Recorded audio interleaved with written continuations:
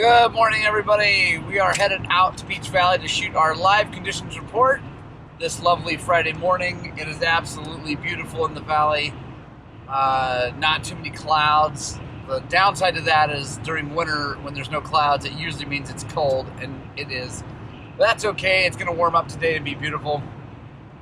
So yeah, heading out to Beach, shoot this thing, and then guys, we are building a 300 motor. We're putting a crank in it and everything.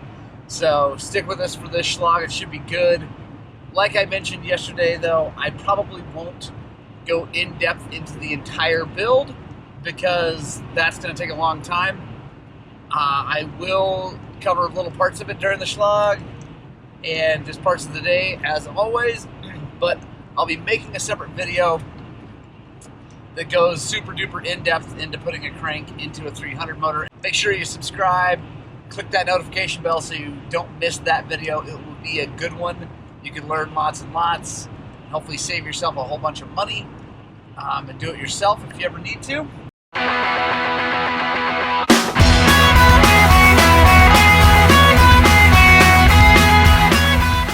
Alright, we're at the shop. We're getting ready to do this. All of this. And we're going to be using one of my favorite kits, the Wrench Rabbit. I love these things because they got everything in them that you need. I've already had that open because I built the cylinder yesterday, but we got crank, piston, seals, all the gaskets and everything. So, right on. We got to get that apart though. So we'll start by, I think sadly, the customer filled the bottom end with ATF, which is just a bummer because we got to get that out of there. But oh well, that's no big deal. Well, it's going to come out one way or the other. But we're going to start by peeling this side off, the clutch side, get that all out of the way and freed up, and then we'll come over here, take the flywheel off, countershaft off, all that, and then we'll pull this side of the cases off of the rest of it because that will keep the transmission in the other side, which is a good thing because we don't need to take the transmission all the way out unless the tranny bearings are bad, and we'll check those a whole bunch of time. Alright, so we got the clutch cover off. There's the clutch, in case you don't know. Kickstarter, everything. We're going to take the clutch off so that we can get the gear off the crankshaft, because that's going to have to come out. And Zach had a great question. He said, "Oh, there's a bunch of different lengths of bolts. What do you do about that?" So I think I talked about this at some point, but I know a lot of guys make like a cardboard shape and they put the bolts in the right. That's fine. If that makes you happy, then do it. But that's a huge waste of time, in my opinion, because when you go back together, each one of those bolts should stick out before you thread it in, should stick out of the case or the cover the exact same amount all the way across. So you should be able to figure out at least relatively closely which hole that goes in versus which hole that goes in. But if they're like little differences, then you just drop them in the holes. And then if one's sitting really close to the cover, one's sitting further out, swap them, whatever, move them around. So what we're going to do now, we're going to take this clutch off.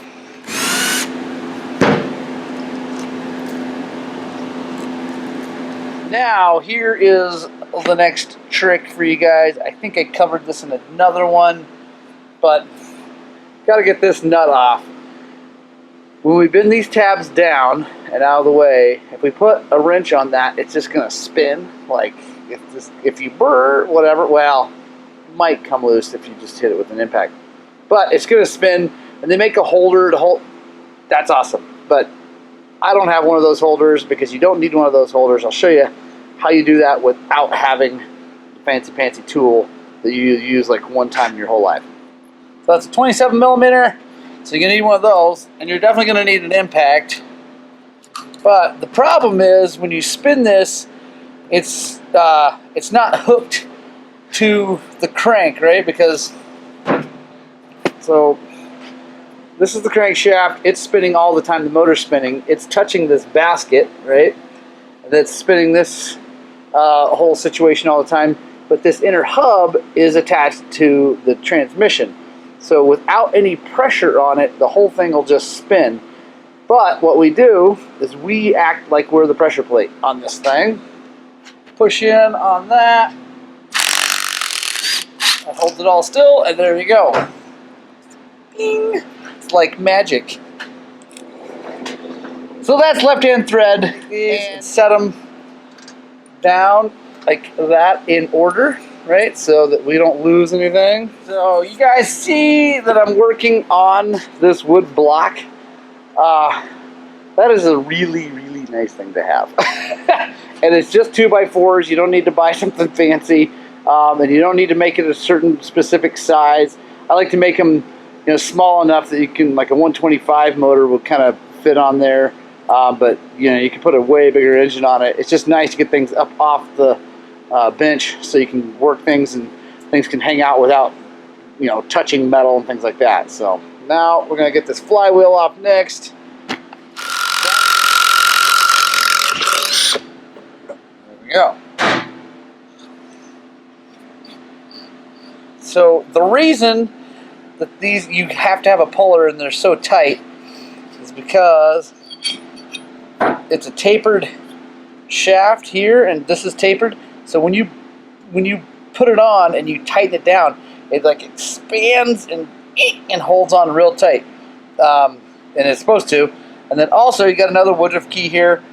So one of the things that drives me nuts about all the manufacturers of all those kits and things is that they don't give you a new woodruff key. It's dumb. It's like a 2-cent part, but they don't. So before you take this apart, make sure you get the dumb woodruff key out of there, so that you don't have to go looking for it later. Again, don't ask me how I know how that goes. Here is a motorcycle transmission. If you've never seen one, they're kind of cool. They're a constant mesh transmission, which that means that all the gears are touching all the gears all the time.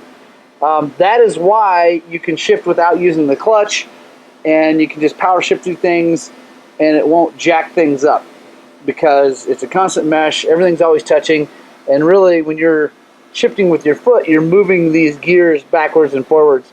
I will do a separate video on exactly how these things work, because I really don't want to take these out if I don't have to today. So if I don't have to, I'm going to leave them in there and we'll be all good to go. I guess we'll see. Kind of depends on how the bearings are in there. But I have a transmission over on the shelf. I can show you exactly how it really works, but that's basically it. You're looking at these are your shift forks. Let that focus. These are your shift forks. The shift drum here. So when you move your foot over here, it turns this shift drum, which moves these forks, which moves these gears to engage different gears on the shaft. So, but like I said, hopefully we don't have to do that.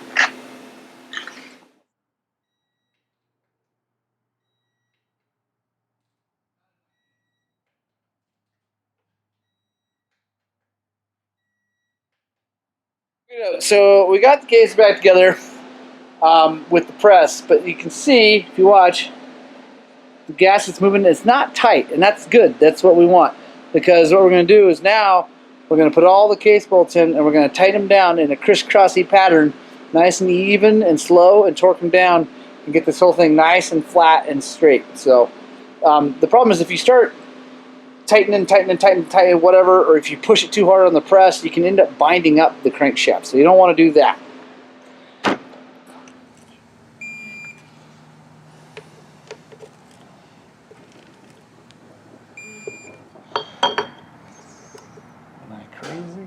Now, kind of a mess, but if you got everything organized over here like you had before, it's actually really easy to then just pick it up and put it back in. Alright, frame's here,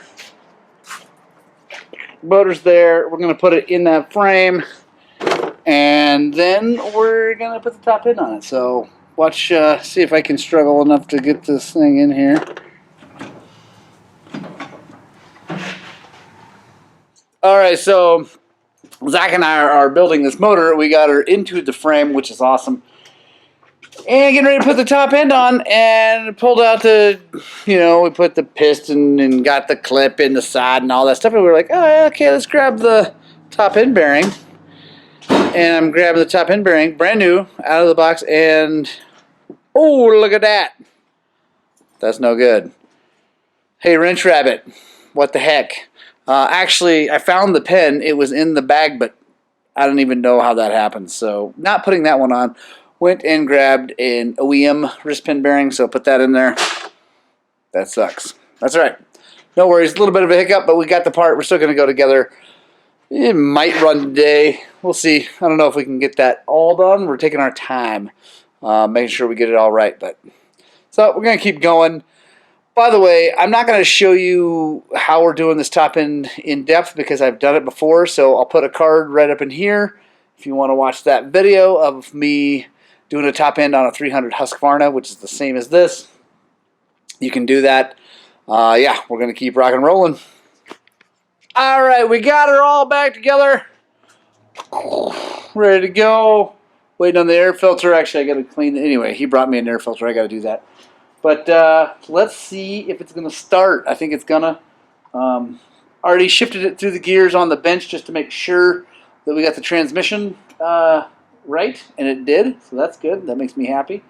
So now we filled it up with coolant, put oil in it. We're ready to go.